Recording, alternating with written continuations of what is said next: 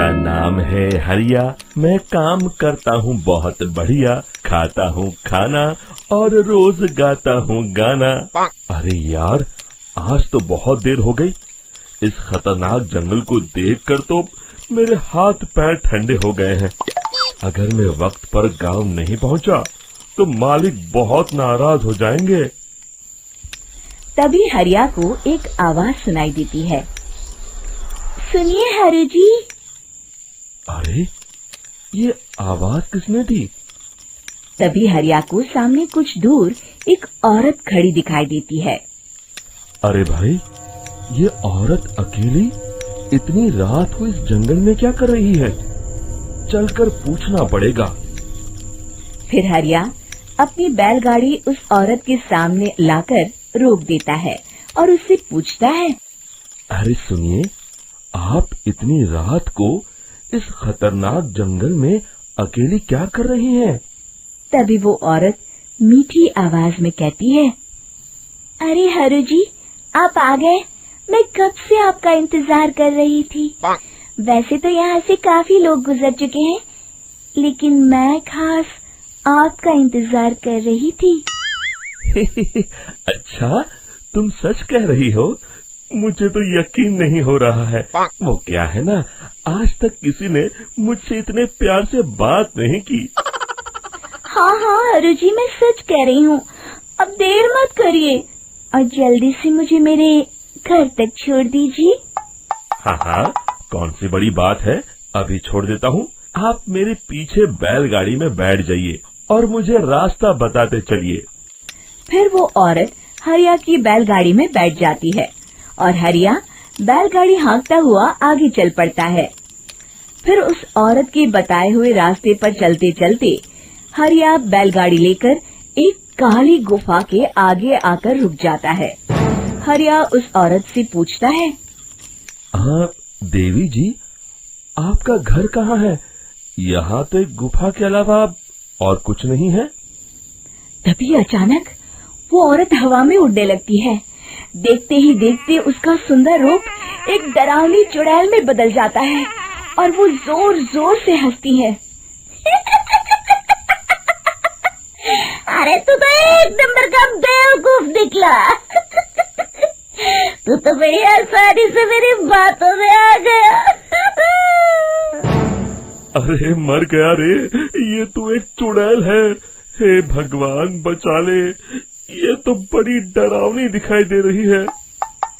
और फिर अगले ही पल हरिया की बैलगाड़ी में रखा सारा सामान हवा में उड़ता हुआ उस काली गुफा के अंदर चला जाता है और वो चुड़ैल भी उस गुफा के अंदर जाकर कहीं गायब हो जाती है। हरिया ये नजारा देख बुरी तरह घबरा और परेशान हो जाता है। अरे, ये चुड़ैल तो मेरा सारा सामान लेकर गुफा में गायब हो गई। अब क्या होगा? अगर मैं गांव खाली हाथ गया तो मालिक मेरी अच्छी खबर लेंगे। मेरी इस बात का कोई यकीन भी नहीं करेगा। फिर आखिर वही हुआ। हरिया के मालिक चंपक सेठ को हरिया की किसी भी बात पर रत्ती भर भी यकीन नहीं हुआ। चंपक सेठ को लगा हरिया झूठ बोल रहा है और उसने ही लालच में आकर सारा सामान हड़प कर लिया है। फिर हरिया को बेईमान समझकर चंपक सेठ उसे काम से निकाल देता है।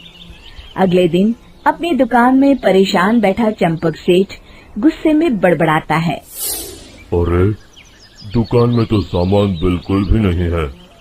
अब मुझे ही शहर जाकर सामान लाना होगा।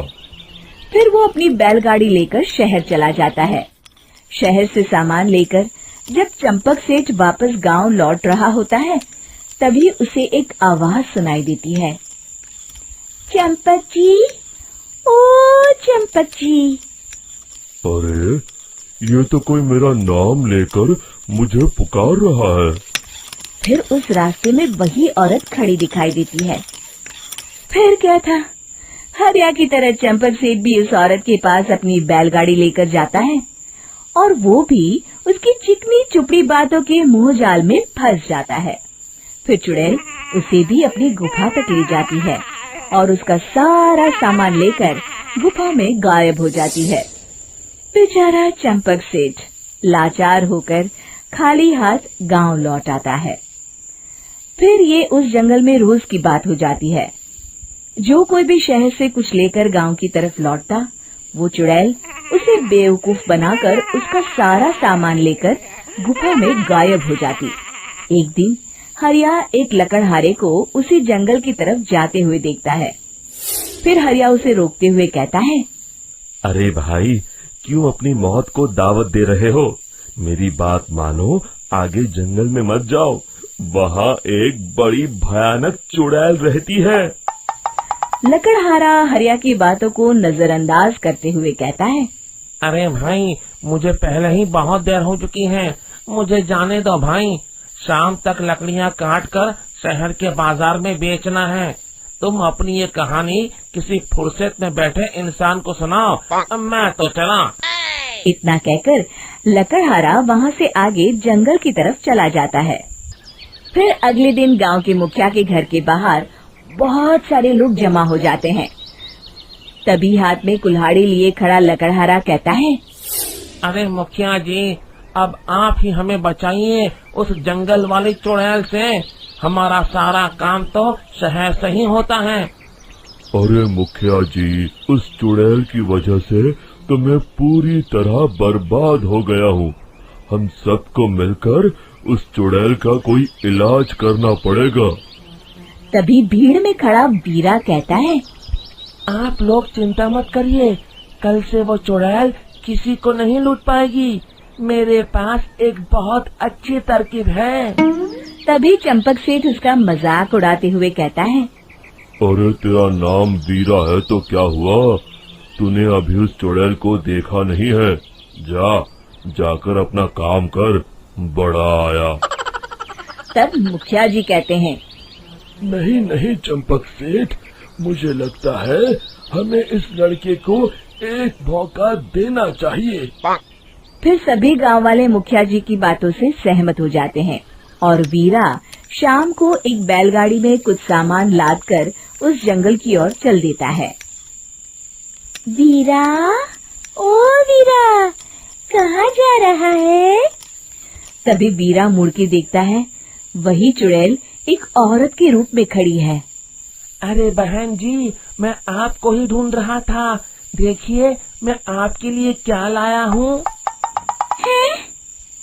अरे वाह, तो खुद मेरे लिए इतना सामान लाया है।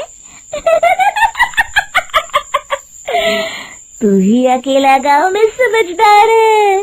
जरा देखो, मैं भी खोल के, बड़े भूख लगी है।